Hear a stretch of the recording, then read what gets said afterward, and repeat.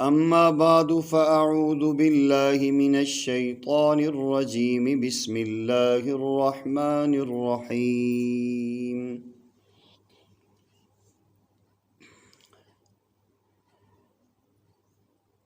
الحمد لله رب العالمين الرحمن الرحيم مالك يوم الدين إياك نعبد وإياك نستعين وقال النبي صلى الله عليه وسلم إنما الأعمال بالنيات أو كما قال عليه الصلاة والسلام صدق الله مولانا العظيم وبلغنا رسوله النبي الكريم ونحن على ذلك لمن الشاهدين والشاكرين والحمد لله رب العالمين اللهم صل على سيدنا ومولانا محمد وعلى آل سيدنا ومولانا محمد وبارك وسلم وصل عليه۔ توحید کی امانت سینوں میں ہے ہمارے، توحید کی امانت سینوں میں ہے ہمارے، آسان نہیں ہے مٹانا نام و نشاں ہمارا، باطل سے دبنے والے او آسمان نہیں ہے ہم، 100 بار کر چکا ہے تو امتحان ہمارا۔ ہوں لاکھوں سلام اس آقا پر بت لاکھوں جس نے توڑ دیے، ہوں لاکھوں سلام اس آقا پر بت لاکھوں جس نے توڑ دیے، دیا انسانوں کو پیغام سکون طوفانوں کے رخ موڑ دیے، اس محسن اعظم نے کیا نہ دیا انسانوں کو، دستور دیا منشور دیا کئی راہیں دی اور کئی موڑ دیے۔ زباں پہ مومنوں کے جب بھی ذکر تاجدار آئے، زباں پہ مومنوں کے جب بھی ذکر تاجدار آئے، اس کے بعد لازم ہے ذکر حق 4 یار آئے، ابوبکر عمر عثمان و حیدر جب ہوں باغباں اس کے،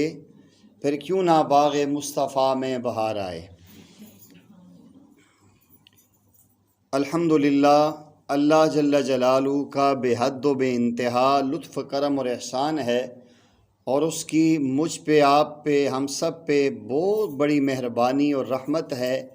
کہ آج الحمدللہ ہمارے اس جامعہ مدرسہ عائشہ صدیقہ للبنات کی تعلیمی سال کا آغاز ہے۔ اللہ جل جلالہ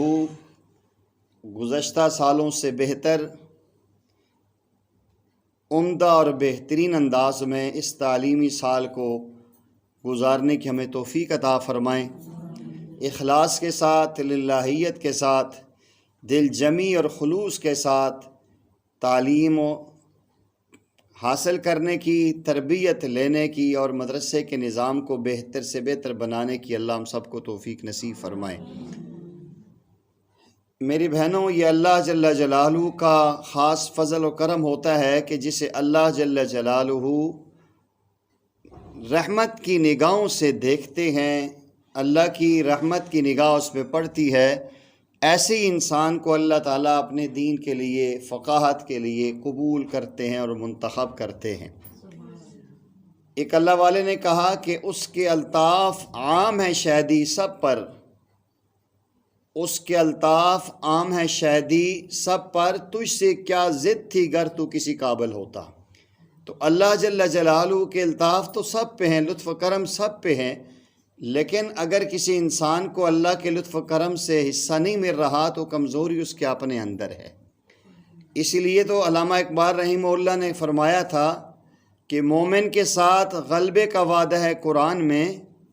وَأَنْتُمُ الْأَعْلَوْنَ إِن كُنتُم مُؤْمِنِينَ، مومن کے ساتھ غلبے کا وعدہ ہے قرآن میں، تو مومن ہے اور غالب نہیں آ رہا، غور کر ضرور کوئی نقص ہے تیرے ایمان میں۔ تو اللہ جل جلالہ کی طرف سے تو لطف و کرم کی برسات ہو رہی ہے۔ اللہ کرے کہ ہم اس تعلیمی سال کے آغاز کو اتنا عمدہ اور بہترین جذبات ولولوں کے ساتھ کریں کہ تاکہ اختتام تک اللہ جل جلالہ اسی انداز میں آگے بڑھنے کی ہمیں توفیق عطا فرمائیں۔ پیارے آقا صلی اللہ علیہ وسلم کا فرمان ہے، انما الاعمال بالنیات، سارے اعمال کا دار و مدار نیات پر ہوتا ہے۔ جیسے نیت ہوگی ایسے ہی اس نیت کے بدلے میں اس کو انعام،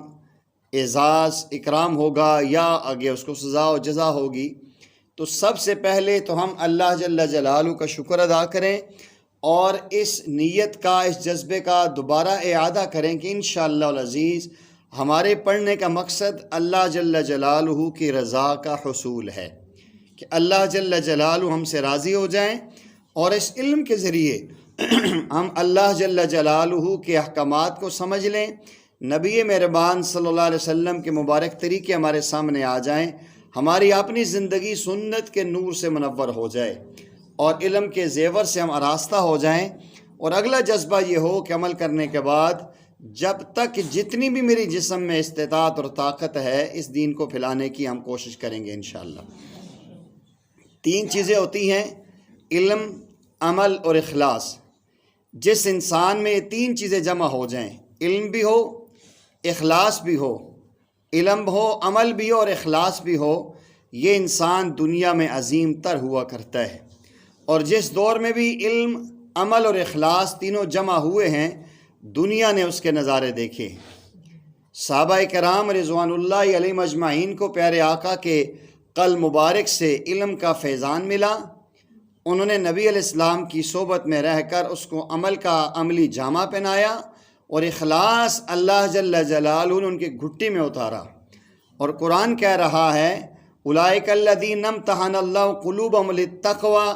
وکانوا احق بہا واہلہا، کہ یہ وہ لوگ ہیں اللہ جل جلالہ نے ان صحابہ کرام کے دلوں کے تقوی کا امتحان لیا اور اللہ تعالیٰ نے ان کو اس کا اہل بھی پایا اور اس کا حقدار بھی پایا۔ پھر فرمایا دوسری جگہ وَأَلْزَمَهُمْ كَلِمَةَ التَّقْوَى، اور ہم نے ان کے دلوں میں تقوی اور اخلاص لازمی اتار دیا۔ تو علم، عمل اور اخلاص سے وہ جڑے تو وہ دریاؤں کو حکم دیتے ہیں تو رک کے دریا چلا دیتے ہیں، ہواؤں کو حکم دیتے ہیں تو ہوائیں مدینہ سے ایران تک آواز پہنچا دیتی ہیں، وہ زمین پہ درہ مارتے ہیں تو وہ کانپتی ہوئی زلزلے والی زمین رک جاتی ہے،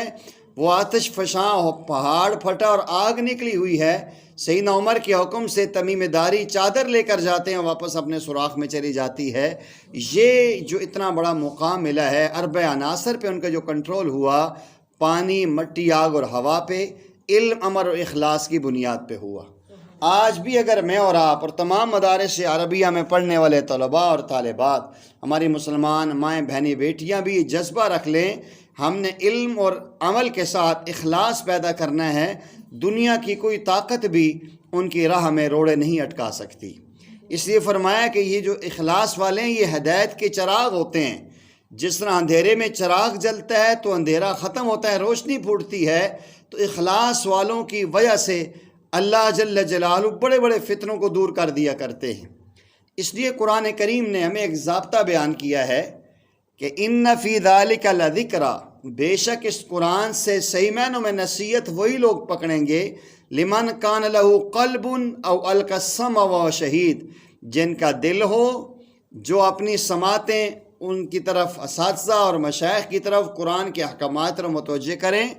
اور جسم اور روح دونوں اعتبار سے حاضر باش ہوں، تو اللہ تعالیٰ انہیں قرآن کے نور سے منور فرمائیں گے۔ اس لیے کہتے ہیں کہ پانی وہیں سے پیو جہاں سے گھوڑا پیتا ہے۔ یہ سمجھدار لوگوں کی باتیں ہیں، پانی وہیں سے پیو جہاں سے گھوڑا پیتا ہے، کیونکہ نسلی گھوڑا ناپاک پانی کو منہ بھی نہیں لگاتا۔ سکون سے سونا چاہتے ہو، چرپائی وہیں بچھاؤ جہاں بلی سوتی ہے، کیونکہ بلی ہمیشہ پرسکون جگہ کا انتخاب کرتی ہے۔ فرمایا پھل وہ کھاؤ جسے کیڑا کھائے بغیر چھوڑ کے گزر گیا ہو، کیونکہ کیڑا صرف پکے پھل کو ہی تلاش کرتا ہے۔ گھر اس جگہ بناؤ جہاں اژدہا دھوپ سینکنے کے لیے کنڈلی مارتا ہو، کیونکہ اژدہا استراحت کے لیے صرف ایسی جگہ کا انتخاب کرتا ہے جو مضبوط اور پختہ ہونے کے ساتھ ساتھ سردیوں میں گرم اور گرمیوں میں ٹھنڈی ہو۔ پانی کے لیے کھدائی وہیں سے کرو جہاں پرندے گرمی سے بچنے کے لیے پناہ لیتے ہیں، کیونکہ جہاں پرندے پناہ لیتے ہیں وہاں پانی ہوتا ہے۔ کامیابی چاہتے ہو تو سونے اور اٹھنے میں پرندوں کی روٹین اپنا لو۔ پرندے جلدی سوتے ہیں اور جلدی اٹھتے ہیں، کیونکہ رزق کی تلاش کا سب سے مناسب وقت کا انتخاب پرندے ہی کرتے ہیں، جو کامیابی کا سب سے مؤثر طریقہ ہے۔ سبحان اللہ، کسی نے کتنی عمدہ اور بہترین باتیں کی ہیں۔ پیارے آقا کریم علیہ السلام کی ایک اور حدیث اسی عنوان سے ملتی ہوئی ہے، اس کا مفہوم یہ بنتا ہے کہ اگر یہ لوگ اللہ جل جلالہ پہ ایسے ہی توکل اور بھروسہ کریں جس طرح پرندے اللہ پر کرتے ہیں، تو اللہ بھی انہیں رزق ایسے ہی دے جیسے اللہ پرندوں کو رزق دیتا ہے۔ تو اللہ جل جلالہ ہمارے آج کے آغاز کو قبول فرمائیں۔ آج سے میں اور آپ عزم کریں کہ انشاءاللہ یہ ایک سال، اس سال جو تعلیمی سال ہے، یہ ہمارے پاس امانت ہے، ہم نے یہ اللہ جل جلالہ کو دے دی ہے۔ اب اللہ کے دین کے حصول کے لیے تمام جو طالبات ہوں گی، جو ہمارے مدرسے کے طلباء ہوں گے، انہوں نے یہ وقت اللہ جل جلالہ کو دے دی ہے، اور یہ وقت اللہ جل جلالہ کی طرف سے ہمیں جو ملا یہ امانت ہے۔ امانت تب ہی امانت سمجھی جائے گی کہ اس کو اسی کام میں ہی ہم مشغول کریں۔ تو سب سے پہلے یہ جذبہ ہو کہ انشاءاللہ ہم نے علم حاصل کرنا ہے، خالی معلومات نہیں لینی۔ ایک ہوتا ہے انسان کے پاس اس کے جو نا باتیں آ جائیں، معلومات جمع ہو جائیں۔ اصل علم وہ ہے جو انسان کے اندر عمل پیدا کرتا ہے، اور عمل کی بنیادی شرط ہے کہ عمل تب ہی آتا ہے جب انسان میں اخلاص ہوتا ہے۔ الحمدللہ اللہ نے کرم کیا، آپ اس عمر میں تشریف لاتی ہیں، تو یہ اخلاص کی بات ہے اور اللہ جل جلالہ کا انتخاب ہے۔ تو اللہ تعالیٰ سے ہم دعائیں بھی مانگتے رہیں کہ اللہ جل جلالہ ہمیں اس پہ استقامت بھی عطا کریں، پورے سال ہر قسم کی مسائل سے، پریشانیوں سے اللہ ہمیں محفوظ رکھے، جسمانی روحانی امراض سے ہمیں محفوظ رکھے۔ اللہ ہمارے لیے پورے سال کے اسباق کو مکمل کرنا آسان فرما دے۔ جب یہ جذبہ ہمارا ہوگا تو ایک جملہ کہتے ہیں کہ اٹھ بندیا بند کمر کیوں ڈرتا ہے، اٹھ بندیا بند کمر کیوں ڈرتا ہے، آگے دیکھ تیرا رب کیا کرتا ہے۔ انسان کمر باندھ کے کھڑا تو ہو، ہمت کر کے آگے بڑھیں گے تو انشاءاللہ العزیز اللہ جل جلالہ کی رحمت ہمارے انتظار میں ہے۔ کتابوں میں ایک واقعہ لکھا ہے کہ بعض کہتے ہیں کہ غالباً امام ابن تیمیہ کا ہے، اور زیادہ فرماتے ہیں امام غزالی رحمہ اللہ کا واقعہ ہے کہ اس زمانے میں کسی نے ہاتھی دیکھا نہیں تھا، تو طلباء سبق پڑھ رہے تھے تو اچانک شور ہوا کہ ہاتھی آیا ہے۔ تو اکثر بچے وہاں سے اٹھے اور بھاگ کے چلے گئے۔ طلباء ہوتے ہیں، لاوبالی پن ہوتا ہے، استاد دیکھ رہے ہیں، بچے سارے چلے گئے، ہاتھی دیکھنے جا رہے ہیں۔ دیکھا ایک بچہ کتاب کے اوپر جو ہے کہ نظر جمائے بیٹھا ہوا ہے، وہ نہیں گیا۔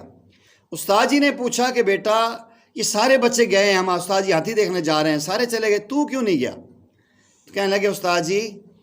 میری ماں نے، میرے ابو نے مجھے گھر بار جو مجھ سے چھڑایا ہے وہ ہاتھی دیکھنے کے لیے نہیں، میرے ماں باپ نے مجھے یہاں بھیجا ہے علم حاصل کرنے کے لیے، تو میں اپنے مقصد کو ابھی حاصل نہیں کر چکا تو میں ہاتھی دیکھتا رہوں گا، ابھی میں علم کے لیے آیا ہوں، اس لیے میں کتاب کے پاس اور آپ کے پاس بیٹھا ہوں۔ اس علمی لگاؤ نے اور استاد کے ادب نے اس شخص کو آنے والے وقت میں امام غزالی بنا کے رکھا ہے۔ تو اللہ جل جلالہ ہمیں اس وقت کی قدردانی نصیب فرمائیں، روزانہ کا سبق روزانہ پڑھیں، محنت کر کے آئیں، کوشش کریں گھر سے اس کا مطالعہ کر کے آئیں۔ جو سبق آپ کا کل ہونا ہے کوشش ہونی چاہیے کہ اس کو پہلے دیکھ کے آئیں،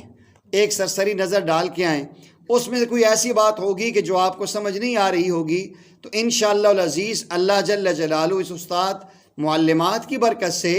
آپ کے سینے میں ایک فیض بھی جائے گا، نور بھی جائے گا، اور وہ چیز سمجھنا آپ کے لیے آسان بھی ہو جائے گا، اور پہلے سے آپ کے مائنڈ میں ہوگا کہ آج میں نے فلاں سبجیکٹ کی فلاں بات پڑھنی ہے۔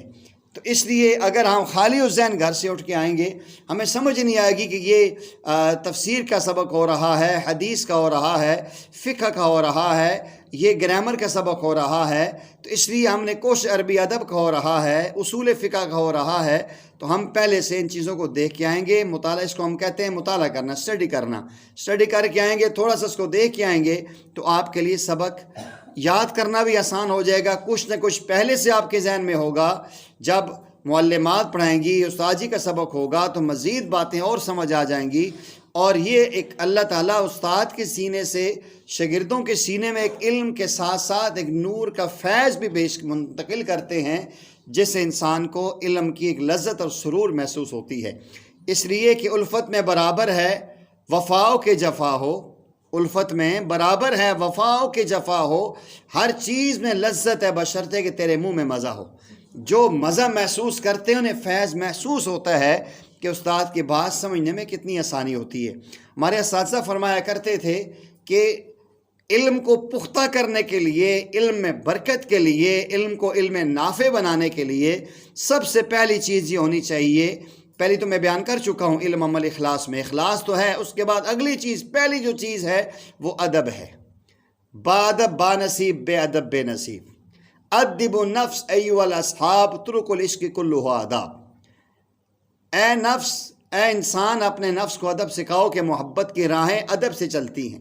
صحابہ اکرام کے بارے میں آتا ہے کہ پیارے آقا کریم علیہ السلام کے سامنے ایسے زانو تلمذ بیٹھے ہوتے تھے، دو زانو ہو کے یا جس حالت میں ہوتے کہ آپ کی ایسے توجہ پیارے آقا صلی اللہ علیہ وسلم کے الفاظ کی طرف ہوتی تھی، یوں محسوس ہوتا تھا کہ سر ہلائیں گے پرندے اڑ جائیں گے۔ یہ ادب اور احترام بنیادی چیز ہے، جس کو بھی علم نافع ملا ہے وہ ادب کی بنیاد پہ ملا ہے۔ علامہ انور شاہ کاشمیری رحمہ اللہ کے حالات میں لکھا ہے کہ پرانی کتابوں کے سائڈوں پہ حاشیے لکھا ہوتا تھا تو آپ ایسا کرتے تھے کہ وہ کتاب سیدھی رکھی ہوتی تھی، جو ہی پڑھتے پڑھتے وہ حاشیے کی طرف آتے تو خود پھر جایا کرتے تھے، کتاب کو نہیں پھیرتے تھے۔ ایسے ہی جب استاد کے سامنے بیٹھے ہوتے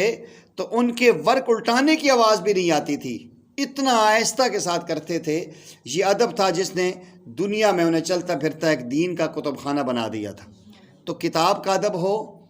تپائی کا ادب ہو، کلاس کا ادب ہو، استاد کا ادب ہو، یہ وہ بنیادی چیزیں ہیں۔ ایسا نہ ہو کہ کتاب بائیں ہاتھ میں پکڑی ہو اور دائیں ہاتھ میں جوتے ہوں، ایسا بھی نہیں ہونا چاہیے۔ کتابوں کا احترام جتنا کریں گے انشاءاللہ اسی احترام کی بنیاد پہ اللہ جل جلالہ علم کا نور عطا کریں گے۔ علم تو ہر ایک کے پاس ہو جاتا ہے، معلومات تو جمع ہو جاتی ہیں، لیکن علم کا نور خال خال لوگوں کو ملتا ہے۔ آج آپ دنیا میں دیکھیں عالمات کی اتنی بھیتات ہے اور اتنی کثرت ہے، ہر جگہ دیکھیں گلیوں میں عالمہ ہی عالمہ نظر آتی ہیں، فاضلہ نظر آتی ہیں، حافظہ نظر آتی ہیں، لیکن علم کا نور کم نظر آتا ہے۔ چند لوگ گنے چنے ہوتے ہیں جن سے اللہ جل جلالہ اپنے دین کا کام لیتے ہیں۔ اس لیے علم لینے کے لیے ضروری ہے کہ ہمارے اندر ادب ہو، اور